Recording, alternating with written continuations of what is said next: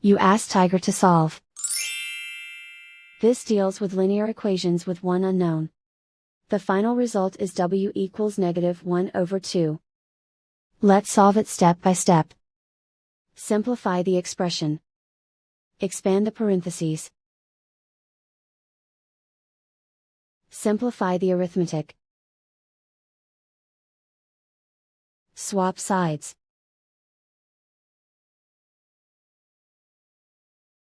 Group all constants on the right side of the equation.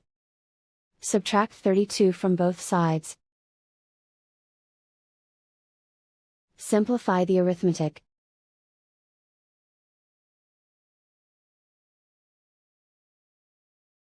Isolate the w.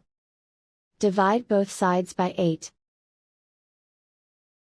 Simplify the fraction. Find the greatest common factor of the numerator and denominator.